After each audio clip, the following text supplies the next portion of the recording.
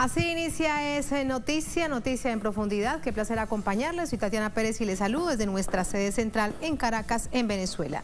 A partir de este momento, en la próxima hora, tenemos 3 temas que son noticia. Como siempre, profundizamos en ello.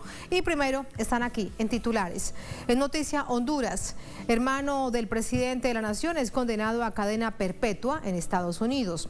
En el juicio se sentenció que Tony Hernández lideró una conspiración de narcotráfico auspiciada por el Estado. Aunque el presidente Juan Orlando Hernández no es nombrado, no hay juicio en su contra. ¿Qué implicaciones tiene esta condena para el gobierno hondureño? Lo analizamos.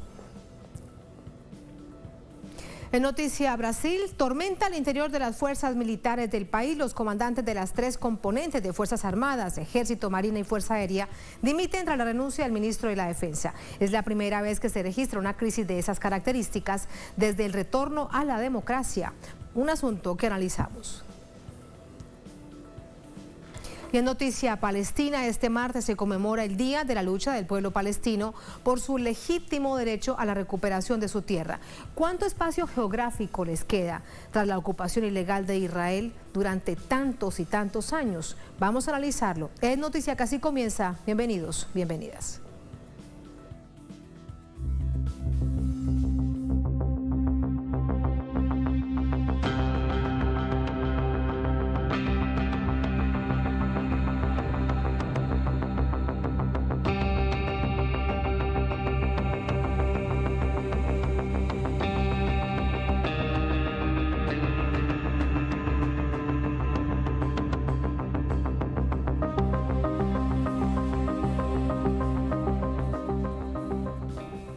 En noticia, Honduras, condenado a cadena perpetua Juan Antonio Hernández, hermano del presidente de Honduras, por la justicia de Estados Unidos. Narcotráfico, tráfico de armas, mentir a las autoridades estadounidenses son algunos de los delitos que pesan en su contra. En la investigación está implicado el propio presidente de Honduras, pero no está acusado formalmente. Este martes, el juez Kevin Castell, de la Corte Federal del Distrito Sur de Nueva York, condenó a Juan Antonio Hernández, alias Tony, por el delito de narcotráfico. Tony Hernández es hermano del actual presidente de Honduras, Juan Orlando Hernández. El acusado, según ordena la sentencia, debe devolver al Estado $138,5 millones. El nombre del primer mandatario hondureño salió a relucir en la investigación y el juicio, señalado como el principal co-conspirador de esta mafia. En los testimonios se le ha acusado de soborno y otros delitos relacionados, los cuales el presidente ha seguido negando. Sobre la implicación de los hermanos Hernández y la negación del presidente, el coordinador del Partido Salvador de Honduras, PSH, el ingeniero y comunicador Salvador Nasralla, reaccionó ante los medios de comunicación. En la sentencia, a Juan Orlando Hernández lo mencionaron como que facilitó a través del ejército municiones y armas para defender a través del ejército y la policía el tránsito de la droga por Honduras, produciendo muerte en Honduras. El político resaltó que el pueblo hondureño, tal y como se ha visto incluso en diferentes medios, ha celebrado la sentencia contra Tony Hernández y se espera que con esto, el próximo a ser enjuiciado como principal jefe de la mafia sea el propio presidente. Aunque por ahora, la ley le da inmunidad.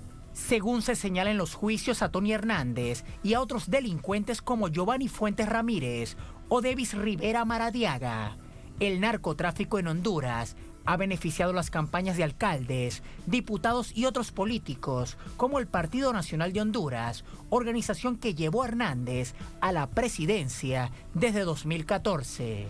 Tony Hernández, quien también fue congresista, fue arrestado en noviembre de 2018 en Miami. En 2019 fue hallado culpable de 4 delitos: narcotráfico, soborno, posesión ilegal de armas y de dar declaraciones falsas al FBI. Su caso, así como el de Fuentes Ramírez y Rivera Maradiaga, señalan al presidente hondureño como conspirador bajo el alias de Juancho. Sumamos información a esta hora desde Nueva York con nuestra periodista Gilda Silvestrucci. Adelante, Gilda. Buenas, Tatiana. Bueno, el ambiente en las afueras de la Corte del Distrito Sur de muchos hondureños que han venido no solamente de la ciudad de Nueva York, sino de otras zonas de este país, es de celebración porque era un veredicto que se estaba esperando, que se había dilatado mucho, uno, por la situación de la pandemia, por el cierre de las audiencias y bueno, después por el cambio también de los abogados del señor Juan Antonio Hernández.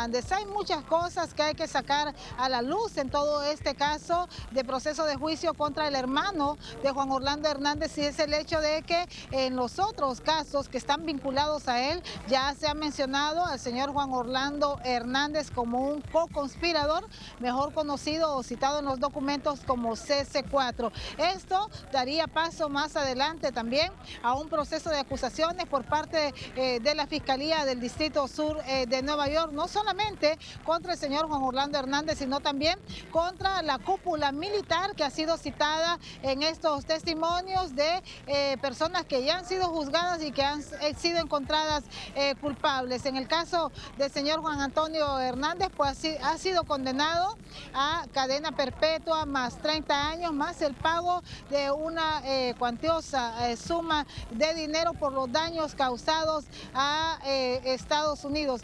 También otra de las cosas destacables en todo esto son los nuevos procesos que se acercan, entre ellos el del primo del señor Juan Orlando Hernández, el señor Mauricio Hernández, así como otros testimonios que se van a empezar a escuchar en esta Corte del Distrito Sur de Nueva York a partir del mes de mayo y durante todo este año. Esto pone en serios problemas la estructura de gobierno en Honduras y también se visibiliza un proceso eleccionario con algunas situaciones irregulares, puesto que se prevé que no se llegue al proceso electoral que está trazado para el mes de noviembre. Así están las cosas con el caso del señor Juan Antonio Hernández, que había sido encontrado culpable ya hace aproximadamente 18 meses, pero que todavía no había conocido su condena. Visiblemente desencajado, ha ingresado a la sala donde tenía que oír su sentencia, y pese a que apeló a que extendieran, a que no estaba preparado para este juicio, el juez dictó la sentencia de cadena perpetua. Muchísimas gracias, Gilda, por toda esta información que plantea, de hecho, nuestra corresponsal, quien se trasladaba desde Honduras hasta Nueva York, distintas aristas que vamos a analizar. Con Martín Fernández Guzmán, abogado, coordinador general conjunto del Movimiento Amplio por la Dignidad y la Justicia, nos acompaña desde San Juan Pueblo, en Honduras. Martín, ¿cómo está? Muy buenas noches, bienvenido. Muchas gracias y bueno, esta es una oportunidad importante para externar al mundo entero la celebración que hoy tiene Honduras ante el señalamiento y digamos la condena a uno de los narcotraficantes que dirige la estructura de gobierno hondureño. Sí, Martín, dicen en este proceso la justicia, tanto la fiscalía como ente acusador y el juez, se trataba de un congresista hondureño que junto a su hermano, al presidente Juan Orlando Hernández, desempeñó un papel de liderazgo en una conspiración de narcotráfico violenta y auspiciada por el Estado. Así es como se leía en parte de la sentencia. Esto, si lo traducimos y lo ponemos en el contexto hondureño, ¿qué significa? Bueno, significa para los hondureños una luz en medio de una enorme tiniebla, de saber que la justicia puede tocar a estas estructuras criminales de poder que han venido sometiendo a la población hondureña a una serie de violaciones de derechos humanos, a muerte, y que de alguna manera se respira un poco de justicia, solo que para quienes hacemos un trabajo desde lo social, desde lo comunitario, para nosotros entendemos hay una deuda importante, porque recuerde que no es la institucionalidad hondureña la que lo ha acusado, es la institución de otro país es el aparato de justicia de Estados Unidos. Que entonces a nosotros como población que pensamos en la institucionalidad y en el rescate de la democracia de este país, entendemos como una deuda que tenemos todavía por rescatar el país, por rescatar la institucionalidad, y creo que también esto aplica en gran medida también para el continente latinoamericano de alguna manera, en el cual estamos sometidos de alguna manera a este imperio oprobioso de los Estados Unidos, que cada vez que hay respiros por procesos progresistas, aparecen ellos haciendo todo un boicot a estos procesos libertarios que tanto necesita nuestro continente, sobre todo los hermanos latinoamericanos. Sí, Martín, entonces, en todo caso, esto llama la atención desde esa perspectiva que usted está planteando. Estados Unidos ataca cualquier modelo de país o de desarrollo de nación que no sea el que se exige, el llamado capitalismo salvaje, el neoliberalismo en estos tiempos. Sin embargo, es la justicia estadounidense del Distrito Sur de Nueva York la que aplica esta condena, que resulta histórica porque es de por vida, es una cadena perpetua. Lo que uno necesariamente se pregunta es, ¿así eran de contundentes las pruebas que no había nada más que hacer?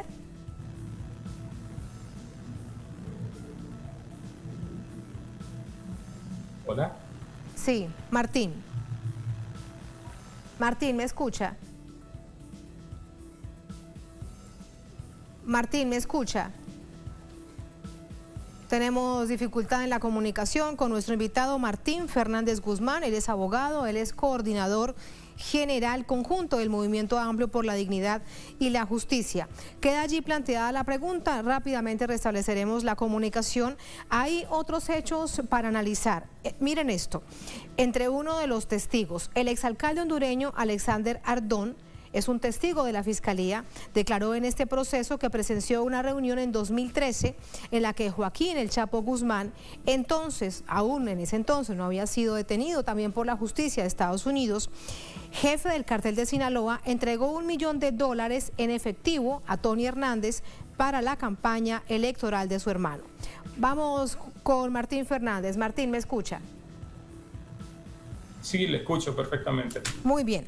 Le repito de nuevo la pregunta a propósito de eso que usted nos decía. Estados Unidos agrede cualquier modelo de país que no sea el que ellos imponen. Sin embargo, fue la justicia estadounidense, como bien usted también nos lo recuerda, la que impone esta condena a cadena perpetua. La pregunta es, ¿así eran de contundentes las pruebas que no había nada que hacer? ¿No había forma de ocultar el tráfico y el proceso de crimen de narcotráfico? Definitivamente, si usted recuerda, en los años finales de Obama, hubo la iniciativa de acabar con estos cárteles, pensando en que estos cárteles podían tener un impacto directo en la política norteamericana, y así es como en el gobierno de Obama se señala para el caso la necesidad de darle seguimiento al Chapo Guzmán, a los cárteles en Colombia y acá en Centroamérica. Y ahí aparecen inicialmente en la lista hondureños vinculados a este tema del narcotráfico. Así que en Honduras los gobiernos de hace varios años están impregnados completamente de vínculos con el narcotráfico a nivel de México, a nivel de Colombia y obviamente a nivel de Estados Unidos. Entonces, aquí ha habido, digamos, como un secreto a voces de los vínculos, y lo que en algún momento pensamos que es que Estados Unidos vio con cierta peligrosidad a estos narcotraficantes, y obviamente es una gente que ha estado muy comprometida con los grandes cárteles de la droga a nivel latinoamericano, y pues hay pruebas enormes, contundentes de eso. Lo vergonzoso que hoy pasa, porque Estados Unidos no debe ignorar este tipo de cosas, lo vergonzoso y lo que los hondureños y la población latinoamericana deben entender es que para el caso aquí la encargada de negocios de Estados Unidos fue la que levantó el brazo para declarar presidente a Juan Orlando Hernández, aun que había evidencia del fraude electoral que dejó una serie de muertes en manifestaciones públicas de gente que se manifestó pacíficamente. Así que Estados Unidos también es precursor de estos grupos criminales. Y por eso nosotros decimos que tenemos una deuda por restituir el país, porque sabemos que en cada instancia, para el caso, en cada uno de estos países donde se permite, hay equipos, para el caso de la DEA, que son herramientas aparentemente de investigación de Estados Unidos, pero son herramientas de infiltración y de alguna manera participan directamente de poder destruir todas aquellas estructuras que pensamos en la liberación de nuestros países y en la no ocupación, digamos, por destacamentos militares en cada uno de estos países. Entonces, lo de Estados Unidos es repetido, la doble moral. Entonces, creo que hoy es momento de celebrar, pero también es momento de que la población hondureña se ocupe en pensar que necesitamos rescatar la institucionalidad de manos de estos criminales que hoy lo ocupan, pero también de tener muy claro que el papel que ha jugado Estados Unidos es un papel detestable para la democracia hondureña. Recordemos además el papel que jugó en el golpe de Estado en contra del entonces presidente Manuel Zelaya. Estados Unidos fue fundamental a través de la embajada. Ahora, con respecto a esto que le estaba contando a nuestra audiencia, Martín, la relación de Joaquín El Chapo Guzmán con Tony Hernández y con su hermano, donde dice este exalcalde Alexander Ardón que le dio $1 millón para la campaña. Lo cierto es que durante todo el proceso el nombre del presidente Juan Orlando Hernández estuvo presente, pero no hay una acusación formal en contra de él. ¿Por qué cree usted que pasa esto? Todavía entenderíamos que para el gobierno norteamericano es útil en cierta medida esta estructura que dirige el país. Y lo que entendemos con este juicio, o presagiaríamos, ojalá sucediera, es que ya está en la culminación de su carrera esta estructura criminal que dirige Honduras, y que ya la presencia de Juan Orlando Hernández de alguna manera es impresentable ya para la política norteamericana, para sus políticos, ¿verdad? Y estaríamos pensando que ya está como en la recta final de la utilización que tuvo los gobiernos anteriores, como el gobierno de Trump, y de alguna manera en los gobiernos inmediatos anteriores a esta gestión de este señor. Y que ya el país, en realidad, creo que uno de los detonantes que hoy tiene, digamos, es esa carrera inminente de migrantes que tiene Honduras, que ya es indetenible, pues, porque en el país no hay condiciones sociales para poder estar en él, y obviamente esto tiene un impacto, entenderíamos, en Estados Unidos, porque se está saturando de la presencia de hondureños.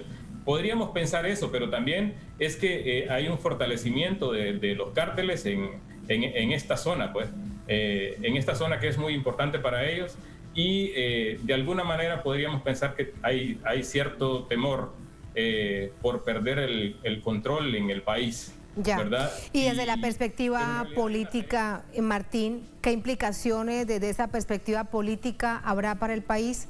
De hecho, para las próximas elecciones presidenciales, ¿qué escenario se puede avisorar? En realidad, usted sabe que aquí ha habido un escenario de violencia permanente desde el 2009, ¿verdad? Y los hondureños siempre estamos bajo la mira de un fusil, porque esa es la manera en cómo se han presentado estos procesos. Esperaríamos de buena manera que haya un proceso electoral sano, pero el asunto es que hace el 14 de marzo justamente se celebraron las elecciones primarias, y se ha podido ver un nivel altísimo de fraude, y no hay una claridad meridiana en torno a los procesos electorales. Creemos que puede haber un proceso electoral bastante viciado, con bastante fraude, y posiblemente la situación se torne violenta para querer mantener algunos grupos que son favorables a la política de Estados Unidos. Muchísimas gracias, Martín, por este análisis. Muy buenas noches. Martín. Muy buenas noches. Saludos. Muchas gracias. Hasta luego, Martín. Gracias. Así nos vamos a la primera pausa en esta emisión de Es Noticia. Al volver en Noticia, Brasil. Tormenta al interior de las fuerzas militares del país. Los comandantes de los 3 componentes de las Fuerzas Armadas, Ejército, Marina y Fuerza Aérea, dimiten tras la renuncia del ministro de la Defensa que se produjo la víspera. Es la primera vez que se registra una crisis de estas características desde el retorno a la democracia en 1985. Son hechos que analizamos en minutos en Es Noticia.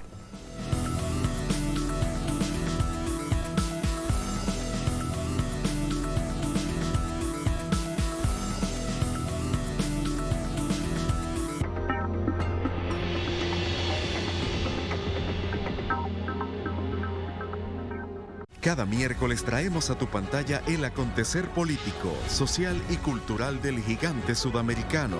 Na próxima edição estaremos conversando com o ex-reitor da Universidade de Brasília, professor José Geraldo de Souza Júnior, sobre o julgamento que considerou Luiz Inácio Lula da Silva inocente.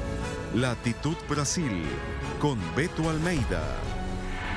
Miércoles, solo por Telesur. Cada año miles de personas abandonan su tierra para alcanzar nuevos horizontes. Una realidad de pueblos que luchan por su libertad. Conoce las diversas causas de quienes viven entre fronteras. Jueves, solo por Telesur. Compartimos su sentir, exaltamos sus logros y mostramos su realidad. Nuestro enfoque es global y nos mantiene en sintonía con los pueblos. Los países caribeños también reciben nuestra señal. Con entusiasmo seguiremos transmitiendo para ellos, porque somos Telesur, la señal informativa de América Latina y el Caribe.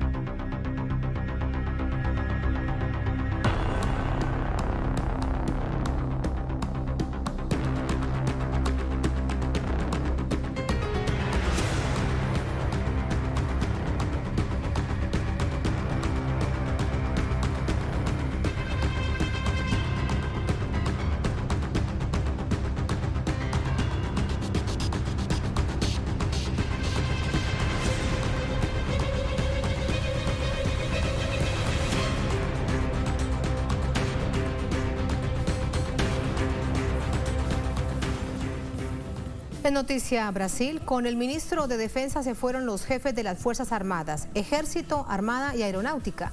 Aún sin confirmarse sus reemplazos, aumentan los rumores de discordia entre el cuerpo castrense y el Ejecutivo. Tal como se rumoraba, los comandantes Edson Pujol del Ejército, Ilques Barbosa de la Armada y Antonio Moretti de la Fuerza Aérea pusieron sus cargos a disposición del presidente este martes. Sucede un día después de la renuncia del general Fernando Acevedo e Silva al Ministerio de la Defensa, que según medios locales tomó por sorpresa al Ejecutivo. Además, una situación inédita en la historia republicana de Brasil. Se trata de la mayor crisis en el alto mando militar desde la dimisión del ministro del Ejército, Silvio Frota, en 1977, durante la dictadura. La renuncia de Acevedo y la del ministro de Relaciones Exteriores el mismo día llevó al presidente Jair Bolsonaro a hacer un movimiento de sillas en 6 ministerios de su gabinete. Walter Souza Braga Neto, elegido por Bolsonaro para asumir la defensa, fue jefe de Estado Mayor del Ejército entre abril de 2019 y febrero de 2020 y posteriormente designado como jefe de gabinete de la presidencia. Es descrito como la clase de generales de Palacio que nunca abandonarán a Bolsonaro y como un representante del ala nostálgica de la dictadura militar dentro de las Fuerzas Armadas. La designación de Braga Neto significaría una jugada de comodidad del mandatario y aumenta los rumores sobre desacuerdos de la cúpula militar con las solicitudes de Bolsonaro sobre mayor intromisión del cuerpo castrense en asuntos de gobierno y respecto al manejo de la pandemia. Sumamos información de inmediato con nuestro corresponsal André Vieira desde Alagoas, en Brasil. André, muy buenas noches. ¿Qué se conoce de los reemplazos de los comandantes de las 3 fuerzas militares? Hola, Tatiana, saludos para ti, para la audiencia de Noticias. Tatiana, el comentario por aquí es que con la salida de los comandantes de las Fuerzas Armadas, de cada Fuerza Armada aquí de Brasil, esto sería un mensaje de una parte de los militares al presidente Jair Bolsonaro para que no utilice las Fuerzas Armadas de una forma política, de esta forma política como está utilizando, por ejemplo, en los bastidores se comenta que Bolsonaro quería que los militares declaradamente apoyen su gobierno, que amenacen a sus opositores políticos, como ocurrió en otros momentos aquí de Brasil, en momentos recientes aquí de Brasil, cuando Lula da Silva, en el juicio de Lula da Silva, hubo un general aquí del ejército quien envió un mensaje claro a la Suprema Corte de aquí de Brasil, amenazando si liberaran a Lula da Silva en este momento. Tatiana, también te cuento las reacciones que se generan aquí de última hora. Los parlamentarios de la oposición, de todos los representantes de las minorías y también de la oposición en el Congreso Nacional informaron que protocolarán el día de mañana un nuevo pedido de impeachment contra el presidente Jair Bolsonaro por utilizar las Fuerzas Armadas para intereses personales. Están denunciando Jair Bolsonaro por el crimen de responsabilidad, afirmando que estaría utilizando las Fuerzas Armadas para sus intereses personales y también provocar esta discordia entre las Fuerzas Armadas aquí de Brasil. Este pedido se suma a otros pedidos contra Jair Bolsonaro. Son cerca de 70 pedidos de impeachment que todavía ninguno de ellos fue aceptado por el presidente de la Cámara de los Diputados para que se inicie el proceso de investigación contra el presidente Jair Bolsonaro. También te cuento, Tatiana, que el día de hoy el general Braga Neto del Ejército aquí de Brasil, ministro de Defensa, recién llegado al Ministerio de Defensa, este ministro de Defensa comunicó por medio de una nota que el día de mañana, que es el día cuando se cumple 57 años de la dictadura civil militar de este país, que duró 21 años, el ministro de Defensa afirma que son hechos que deben ser comprendidos y celebrados. En un momento que Brasil tiene más de 300.000 muertes por la COVID-19 y este gobierno, por medio del Ministerio de Defensa, llama a celebrar un momento de muertes para este país que costó la vida de centenas de ciudadanos brasileños, y ahora el gobierno de forma oficial llama a celebrar una celebración de la muerte por la dictadura civil militar, y también una celebración de la muerte en un momento como este. Brasil con más de 300.000 muertes, y el gobierno busca crear nuevos hechos para pautar a la prensa aquí de Brasil en medio de todo este colapso sanitario, colapso hospitalario, colapso funeral, colapso político también, y ahora muestra esta división interna de las Fuerzas Armadas aquí de Brasil. Pero en resumen, este cambio, Tatiana, sería un mensaje de parte de los militares de que Jair Bolsonaro no puede utilizar las Fuerzas Armadas para hacer este tipo de política, para hacer política aquí en ese país, Tatiana. Muchísimas gracias, André, por entregarnos todo este contenido, este contexto, este resumen de la jornada. Muy compleja la situación que vamos a analizar de inmediato. André, gracias. Para ello nos acompaña Laurindo Leal Filo, él es periodista, es docente en la Universidad de Sao Paulo, nos acompaña desde Sao Paulo. Profesor, ¿cómo está? Muy buenas noches. Buenas noches, Tatiana. Muchas gracias por acompañarnos. Laurindo, primero lo que necesariamente hay que preguntarse es si toda esta crisis ha sido una movida intencional del presidente Jair Bolsonaro. Si él buscó todo esto para llegar a este punto o si es que se fueron dando las cosas producto de la presión que se ha hecho pública por distintos hechos a las fuerzas militares y al ministro de la Defensa. Não há processo, não há processo, isso é todo processo que já vem ocorrendo desde algum tempo com o desgaste do governo de Bolsonaro em la sociedade brasileira, agravado com a situação da pandemia. Hoje, em Brasil, nas últimas 24 horas, morreram 3.668 pessoas. E o governo Bolsonaro segue insistindo na necessidade de que as caixas continuem funcionando normalmente, que as empresas continuem funcionando normalmente, criticando alguns alcaides, alguns governadores que estão impondo em seus estados, em seus municípios, o distanciamento social. Com isto, o governo Bolsonaro tem grande desgaste popular. Está hoje em o pior momento desde que ele tomou posse em ano 2019. E agora só resta como apoio a seu governo os setores mais radicais da extrema-direita brasileira e alguns setores das forças militares regionais, que são hoje o grande perigo para a democracia brasileira.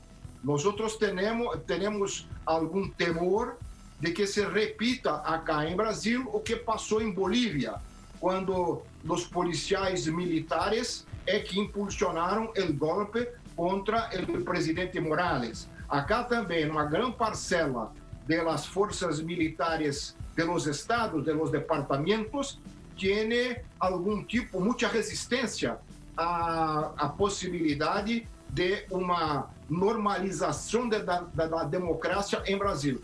A resignação de los três chefes de las Forças Armadas, hecho nunca ocorrido em la história do Brasil, é a grande demonstração de que o governo está numa situação de muita fragilidade.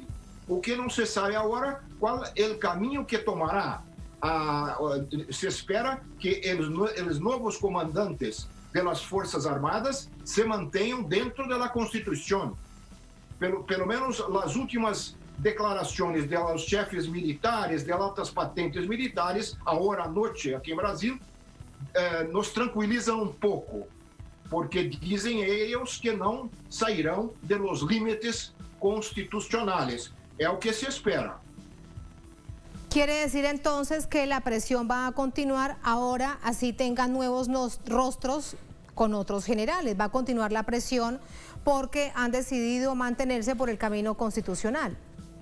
Sim, é que nós esperamos. Não há, pelo menos por agora, não há nenhuma sinalização, nenhum sinal de que os novos comandantes, que ainda não foram nombrados, mas devem ser nomeados hasta amanhã, hasta o meio-dia de manhã, estes novos chefes militares não se afastarão do caminho constitucional. Pelo menos são essas as últimas informações que nós temos acá em Brasil, manifestações de altos grados das Forças Armadas que têm se manifestado nesse sentido, né? Embora o presidente Bolsonaro haja dito agora, ao final do dia, já em começo desta noite, em frente ao Palácio Governamental, ao Palácio da Alvorada, em Brasília, de que os alcaides e os governadores que estão impondo o distanciamento social estão realizando o estado de sítio. Ele chama isso, né, a defesa que esses governadores e alcaides estão fazendo da saúde pública, né? Estão enfrentando o distanciamento social, a pandemia, ele chama isso de estado de sítio. E a expectativa dele é que os chefes das Forças Armadas se alinhem a essa posição. Mas eu creio que, diante da situação brasileira, agora, mesmo os novos chefes das Forças Armadas, que serão nombrados por Bolsonaro, não terão, diante da atual situação, diante das manifestações da sociedade como um todo, não terão coragem de...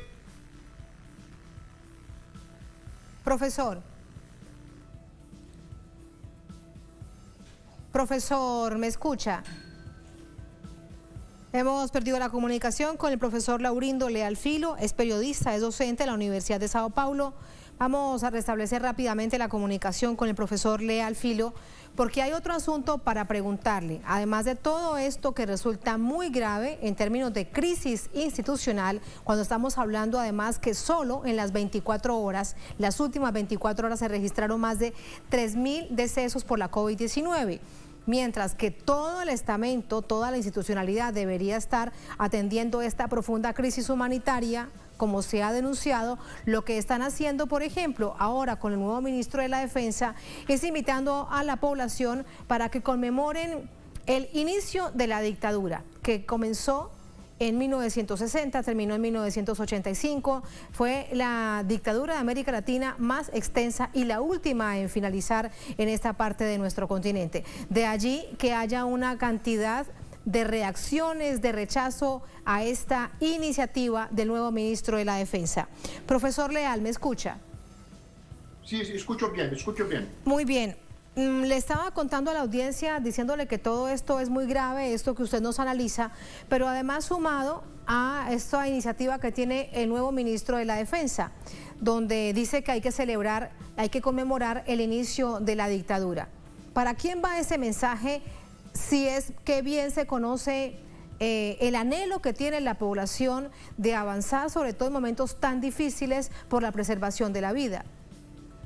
Sim, é verdade. Na nota que foi sacada agora à tarde por el novo ministro da Defensa, habla exatamente disso que você acaba de falar, da comemoração do golpe de Estado do ano 64, acá em Brasil, que durou mais de 20 anos e causou centenas de mortes, milhares de desaparecidos, enfim, todos sabemos o que passou em Brasil com o golpe de 64. Pero esta nota é muito similar, é praticamente a mesma nota que foi emitida nos 2 últimos anos, depois do golpe de Estado parlamentar que retirou a presidenta Dilma Rousseff. Nos 2 anos seguintes, ano 2018 e 2019 e 2020, as notas, o dia de 31 de março, o dia do golpe de Estado, são praticamente as mesmas notas. E eu posso dizer, as análises que hacemos acá, que esta é uma nota direcionada para o que chamamos de público interno das Forças Armadas. O público interno das Forças Armadas. Porque encuestas mostram que as camadas mais bajas, subalternas de los militares brasileiros, de las Forças Armadas brasileiras, são muito conservadoras, reacionárias e hasta fascistas. Muita gente dessas camadas mais baixas, não da alta oficialidade, mas das médias e baixas camadas das Forças Armadas, são delitistas e apoiam o presidente Bolsonaro. Então, essas notas são notas direcionadas para estas camadas das Forças Armadas. Elas têm uma repercussão midiática, pero não têm uma grande repercussão em toda a sociedade. É preciso, Tatiana, dizer que nas últimas semanas, os próprios setores mais dominantes da economia, setores de direita, pero não fascistas, já estão abandonando o apoio a Bolsonaro. Na semana passada, mais de 500 integrantes das camadas mais dominantes da sociedade, banqueiros, industriais, ex-membros de governos de Fernando Henrique, um governo de direita que antecedeu o governo Lula, todos esses assinaram um manifesto em contrário às políticas econômicas e de enfrentamento da pandemia de Bolsonaro. Portanto, esta nota não é uma nota que pode, na minha opinião, causar grande impacto político. É uma nota voltada para setores das próprias Forças Armadas, para acalmá-las, para contê-las. Esta es mi opinión. Lo entiendo con toda claridad, profesor. En todo caso, no deja de ser peligroso porque se dice en un momento de tal nivel de crisis institucional, de evidencia de dificultades entre dos poderes, entre las fuerzas militares y el Ejecutivo Nacional. Profesor, muchísimas gracias por ese análisis. Muy buenas noches. Buenas noches, Tatiana. Muchas gracias. Muchas gracias a usted. Así vamos a otra pausa, la última en esta emisión de Es Noticia. Al volver en Noticia Palestina. Este martes se conmemora el Día de la Lucha del Pueblo Palestino por su legítimo derecho a la recuperación de su tierra. ¿Cuánto espacio geográfico les queda tras la ocupación ilegal de Israel? Vamos a verlo al volver en Es Noticia.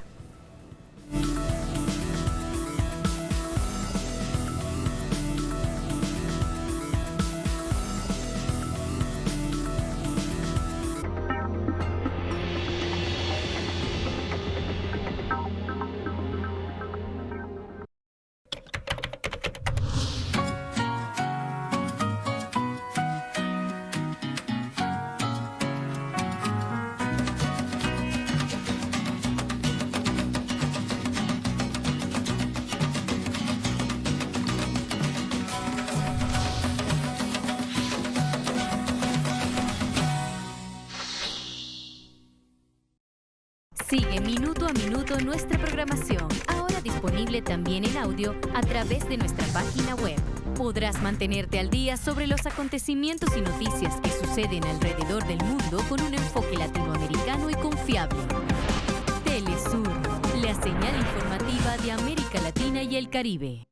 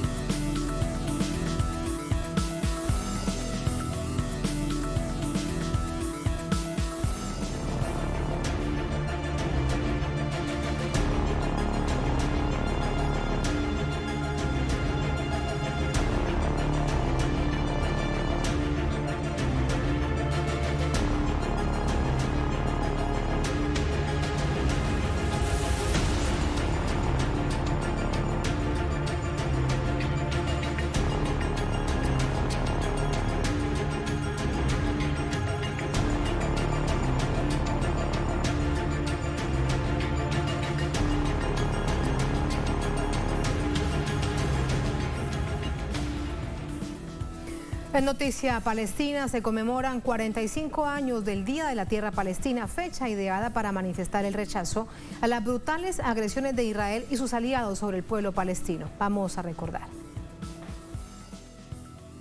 El Día de la Tierra Palestina se instauró el 30 de marzo de 1976, cuando una serie de obreros organizados realizaron una huelga general en las regiones de Israel, con mayoría de población palestina, en respuesta a un plan de anexión que contemplaba la expropiación de tierras palestinas, anunciado por el gobierno sionista. El conflicto palestino-israelí, iniciado en 1948, bajo el auspicio de las Naciones Unidas, controladas por potencias hegemónicas, lideradas por Estados Unidos, ha resultado en el robo del 85% del territorio palestino, que ascendía a alrededor de 40.130 kilómetros cuadrados, cifra que hoy apenas se acerca a los 6.000 kilómetros de superficie. Las acciones dirigidas por el gobierno de Israel constituyen una especie de apartheid contemporáneo, donde incluso se intenta boicotear el ingreso de vacunas al territorio palestino. No obstante, algunos gobiernos desafían el bloqueo. Hoy anunciamos la recepción de 100.000 dosis de la vacuna china Sinopharm, gracias al apoyo y donación del gobierno de la República Popular China al Estado palestino. El gobierno chino manifiesta frontalmente su apoyo a Palestina, posición que contraviene la política exterior de Estados Unidos y sus aliados. La llegada de la vacuna china el día de hoy contribuirá a la campaña de vacunación en Palestina y es un reflejo de la profunda amistad entre el pueblo chino y el pueblo palestino. Con esto, iniciamos una nueva página en la historia de cooperación chino-palestina en combate a la pandemia. Actualmente, Israel pretende continuar el despojo ilegal de las tierras palestinas en base al denominado Acuerdo del Siglo, ideado por Donald Trump y hasta el momento apoyado y prolongado por la administración Biden. Este leonino acuerdo pronostica una administración Biden totalmente alineada a los intereses de Israel, en detrimento de países como Palestina, Irán, Yemen, entre otras naciones de la región. Los ataques ejecutados por Israel, que se realizan en contraposición a al menos 25 resoluciones de Naciones Unidas, mantienen un aislamiento criminal hacia una población extremadamente joven y en su mayoría civil, que la han convertido en una de las zonas más conflictivas de la historia reciente. Es un hecho que analizamos con Abu Faisal Sergio Tapia, es escritor político sobre asuntos de Oriente Medio, por supuesto sobre Palestina. Es artista además por la causa palestina, nos acompaña desde Argentina en Rosario. Abu, ¿cómo te va? Bienvenido, muchas gracias por acompañarnos. Es un gran honor estar con vos, Tatiana, en la audiencia de Telesur. Muchísimas gracias. Abu, ¿cuánto queda de espacio geográfico después de todo lo hurtado, después de todo lo robado, después de la ocupación ilegal de Israel a Palestina? ¿Hay un cálculo aproximado de cuánto queda? Se estima más o menos el 85 al 90% de la Palestina histórica está ocupada por el régimen sionista israelí. Recordemos, a partir de 1947, con la resolución 181 del 29 de noviembre de Naciones Unidas, donde parte el territorio palestino, otorgándole el 55% de la patria palestina a la entidad sionista. Y después, en 1967, en la segunda ocupación, donde el régimen sionista israelí ocupa la Franja de Gaza, Al-Quds, la capital palestina, y la Cisjordania ocupada. Actualmente llevamos más del 60% de la Cisjordania ocupada. Estimamos que hay más de 700.000 colonos ilegales en más de 230 asentamientos ilegales, violando las resoluciones internacionales del derecho del pueblo palestino, y donde el régimen sionista israelí utiliza la colonización a través de estos asentamientos como punta de lanza de su apartheid y de su limpieza étnica. La Nakba, estamos a días de cumplirla, 73 años de ocupación, el 15 de abril, cuando comienza la entidad sionista formalmente. Esa Nakba, que expulsa a más de 800.000 palestinos en aquella época, continúa permanentemente en estos 73 años. ¿Y a través de qué? A través de asesinatos, ocupación, la destrucción de hogares palestinos como en la Cisjordania. Recordemos que en la segunda ocupación, en 1967, fueron destruidos más de 48.000 hogares palestinos, más de la mitad sobre la capital palestina, Jerusalén Este. Esto es lo que significa limpieza étnica, porque es la destrucción del hogar, la destrucción y borrar toda identidad palestina. Ese es el objetivo del régimen sionista israelí. Recordemos que hay más de 5 millones de palestinos, 2 millones en la Franja de Gaza, otro tanto en la Cisjordania ocupada, que resisten en forma heroica día a día a través de su resistencia. ¿Y cuántos han tenido que salir del país y anhelan a regresar también en una fecha como hoy, que así lo aspiran? Exactamente, los refugiados palestinos que están en el mundo, se estima también en 5 millones de refugiados, y recordemos que el 30 de marzo de 1976 fueron asesinados 7 mártires palestinos jóvenes, 49 heridos, más de 300 palestinos secuestrados en prisiones israelíes, lo que significa en la lucha del pueblo palestino por su resistencia, por su patria, por su territorio. A 45 años de ese 30 de marzo seguimos en la lucha del pueblo palestino. Recordad que desde el 2018 Las marchas del retorno comienzan un 30 de marzo y donde llevamos más de 350 mártires palestinos, entre ellos 50 niños palestinos asesinados por el ejército israelí en la franja de Gaza, más de 40.000 heridos. Esta es la política criminal que lleva adelante la entidad sionista y donde se encuentra con la resistencia heroica del pueblo palestino, que el único camino que tiene es la resistencia desde siempre. Recordemos que vemos que la administración de Donald Trump ha sido la administración más sionista, pero la continuación, actualmente la Casa Blanca sigue por la misma línea, donde los asentamientos siguen avanzando, siguen violando el territorio palestino. Recordemos que en la Cisjordania ocupada se usa más del 90% del agua potable es robada al pueblo palestino para los colonos, apenas el 10% para todo el territorio de la Cisjordania, donde viven los palestinos, más de 3 millones de habitantes. Sobre la capital palestina, Jerusalén Este, recordemos que hay orden de demolición en más de 20.000 viviendas, lo que significaría un avance total. Estos asentamientos están en forma estratégica, rodeando la capital palestina para que nunca haya un Estado palestino con Al-Quds como capital, y actualmente hay 300.000 palestinos en la capital palestina ocupada, Jerusalén Este, pero hay también 300.000 colonos y asciende todavía día a día más esa cifra. Objetivo: expulsar al pueblo palestino de sus hogares, continuar estos crímenes de lesa humanidad, continuar esta apartheid, esta política de racismo. ¿Cómo se mantiene el régimen sionista israelí? Con la colonización criminal.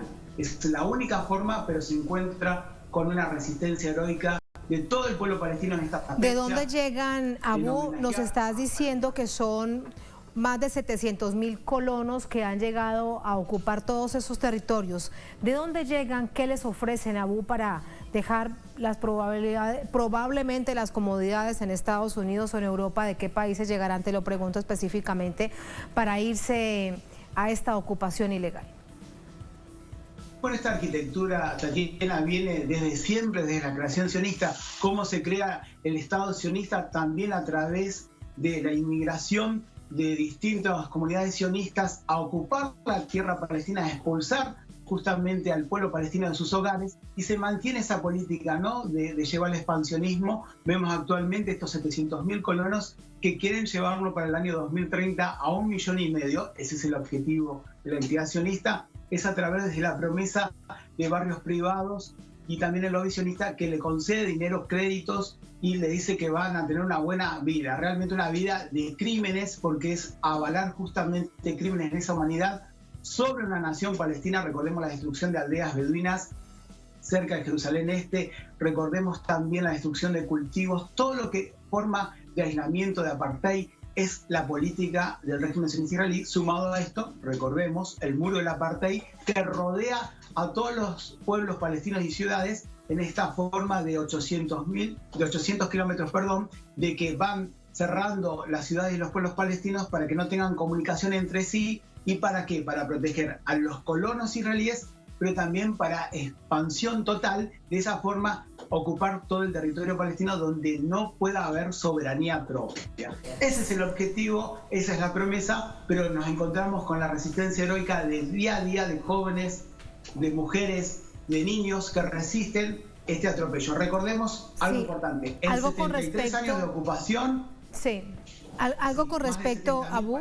Sí, adelante. Sí, me decías, 73 años de ocupación. Más de 70.000 palestinos asesinados. Más de 70.000 palestinos asesinados por la potencia ocupante, en este caso, por el régimen israelí. Te quería preguntar sobre las diferencias que hay con respecto a la agresión. ¿A qué se debe esto, Abu? No es lo mismo la agresión permanente que hierve la sangre, que llena de indignación a través de todo lo que vemos diariamente en la Franja de Gaza. Hay una situación menos agresiva en Nablus, en Hebrón, en Ramallah. ¿Qué es lo que pasa?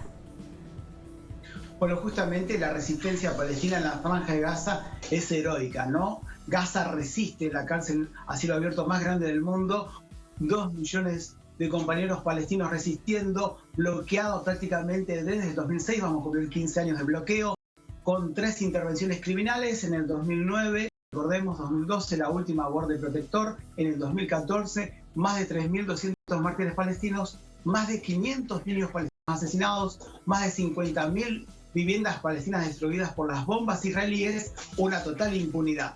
¿Qué pasa? La Franja de Gaza resiste heroicamente, pero bueno, tiene el 90% del agua contaminada.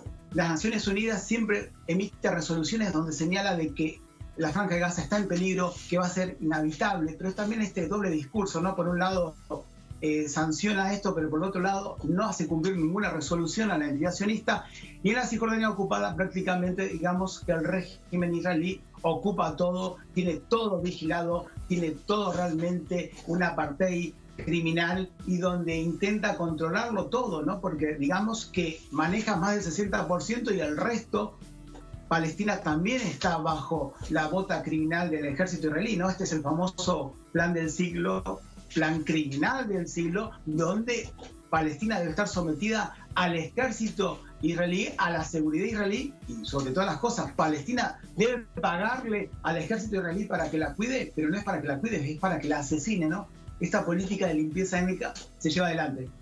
¿Qué pasa en Franja de Gaza? Están los movimientos de resistencia palestinos donde no han dejado pasar a la entidad sionista, donde la entidad sionista ha caído derrotada 3 veces cuando ha querido llevar una guerra adelante abierta, y realmente eso es heroico, ¿no? La Franja de Gaza, la Cisjordania resisten, unas con sus movimientos de resistencia palestinos y otras con la intifada heroica de los jóvenes. La intifada no es solamente las grandes movilizaciones, sino el día a día que te levantás bajo una ocupación criminal, una ocupación racista, una ocupación de apartheid ante los ojos del mundo.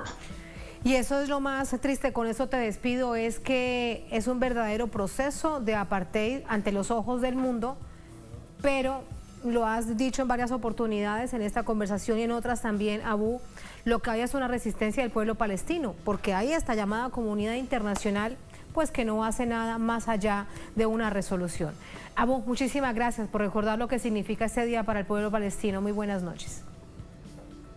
Es un gran honor estar con vos, Tatiana, en este recuerdo del pueblo palestino a sus mártires, a los jóvenes, a los niños, a las familias enteras que caen día a día ante la opresión del régimen sionista israelí, pero también van marcando ser los héroes de la humanidad. Muchísimas gracias, Abu. Un abrazo. Buenas noches. A ustedes gracias por habernos acompañado. Ponemos punto final a esta emisión de Es Noticia durante esta jornada. Otro hecho fue noticia. Con eso los dejamos. Hasta mañana.